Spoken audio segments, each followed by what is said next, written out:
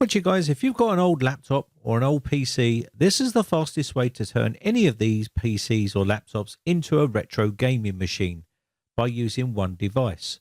Now, if you have no knowledge on being able to create a retro gaming machine, then this device will do it all for you. It comes with a hard drive and two controllers, so you could just plug it in and start playing, and it will look something like this here. Now, I've got this broadcasting on my laptop and on the bigger screen so I can see it. But basically, this will give you access to 50,000 retro games from Dreamcast, Sega's, you name it, Sinclair. You can see them all there on the screen. Neo Geo, and there's Neo Geo Pocket, PlayStation, PlayStation 2, some PlayStation 3, and PSP. You just have to change the drive letter to X, and I'll show you that a little bit later on in the video. And then basically you will get access to this once you sign in. This is it. You'll get access to thousands of games. Each category has so many games in it. This one here, you can see 2,399 games are in that category there, 2,990, and so on. There is just literally thousands of games. When you click on this one, you can see 3,306 games are on main there. So when you click on there, you're going to have 3,000 plus games inside that category. And there's just endless amounts of games. Now, obviously, I can't go through all of them because I'll be here for weeks on end. But there is tons of them. And there is just about every platform you can think of which you played as a child. You've got Amiga. There's tons of them inside Amiga here. And again, Intervision. You name it, it's all been set up for you. Everything will work. You just click on them and play games. I'll show you some gameplay in a second, but basically you get the general idea. Game Boy, SNES, Nintendo, GameCube, DS, Wii. Now, bearing in mind, depending on your system, some of these games are going to be difficult to play, like Wii and also some of the PlayStation 3 and things like that. So bear that in mind. If you've got an old system like this, you are going to be restricted on some games.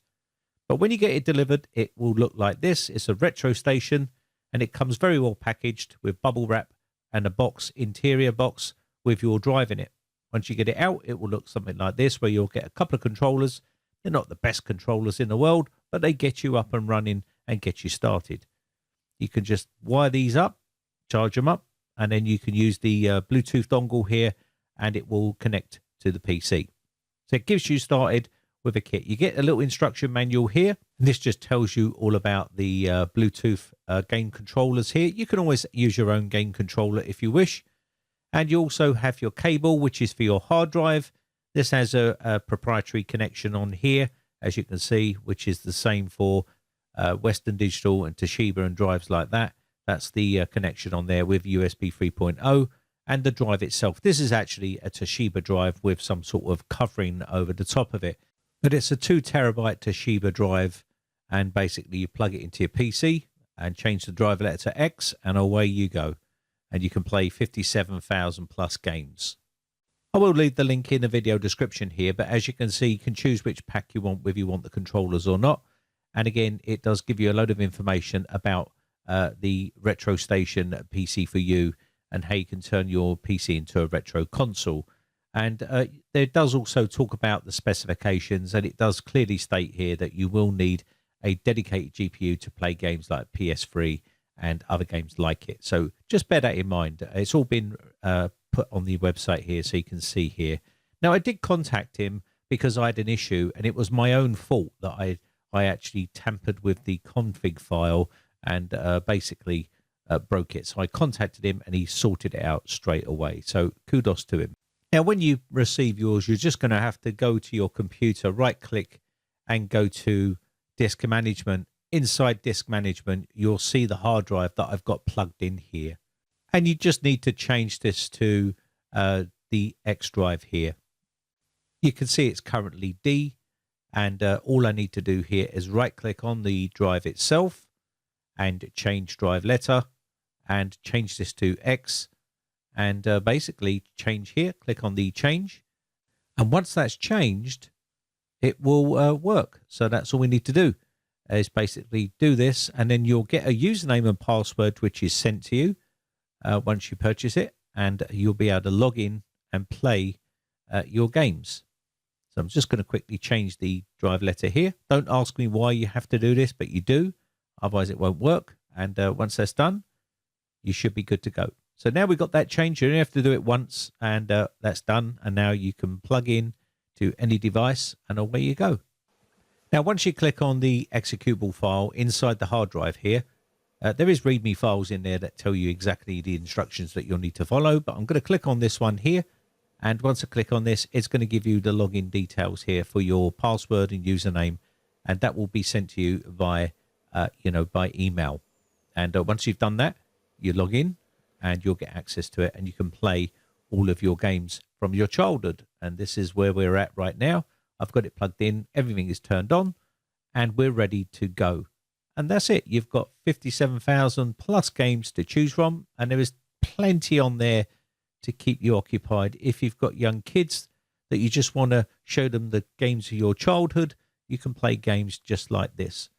And on an old laptop, it works perfectly fine for a lot of these games. It's just like I said, some of the games like PS2 and PS3, you're going to struggle with. But all the other games, you should have no issues at all. Now, this is an old laptop with onboard graphics, a 6th Gen i5 inside here with no dedicated graphics card. And you can see it's working perfectly fine. And I think that was Sega Saturn I was playing there. And you can see it's working perfectly fine here. Now, this is PSP, and it's really is smooth. And again, you can see the screen size. You can go into the options and configure it to a bigger screen if you wish. But personally, I think that's perfectly fine.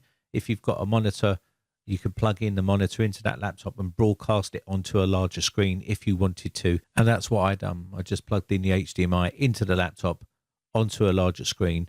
And that's because this is only a 13-inch screen laptop. But again, it's totally playable, as you can see here. And this was the PSP sort of, you can see down there on the bottom, it says PSP.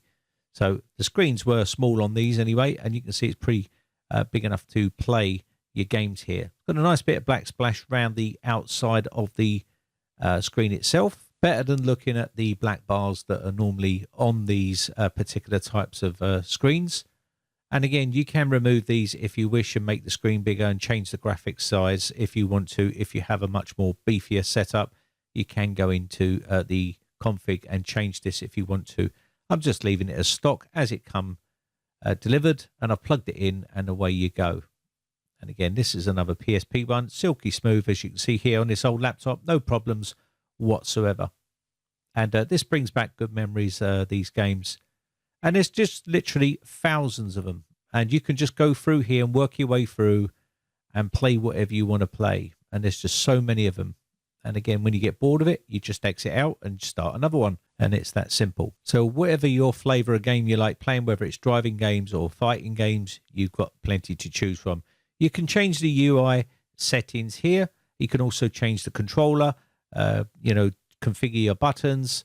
And again, you've got the game ratio here, update game users, and loads of other stuff on here you can mess around with if you want to. If you're more advanced, you can go in here. But it has been configured for you, so you don't really have to tamper with it. You can see the theme is set to Retro Station here. You can change it and download new themes off the internet. But again, Retro Station is what this is for, because he's done all the hard work for you, and it's all been set up for you, so you don't need to mess around with it. You just plug it in and play, and it's that simple. So if you don't have the knowledge or the know-how to set this all up, or even know where to get them, it's all been done for you. You can basically head over there. The link will be in the video description, and I think it's a pretty fair price. You've got a 2 terabyte drive there, which is loaded and configured for you, and you just plug it in and away you go. If you put this into a much more higher end computer or a much more higher end laptop, it's of course going to play every game in there top tilt, and it won't have no problems at all. But anyway, that is the Retro Station PC for You version, and he's got other things up there, so check him out. He's a pretty awesome guy. So if you want to relive your childhood, then Retro Station PC for You is a pretty good option. My name has been Brian from briteccomputers.co.uk. Have a lovely weekend, and I shall catch you in the next video. Bye for now.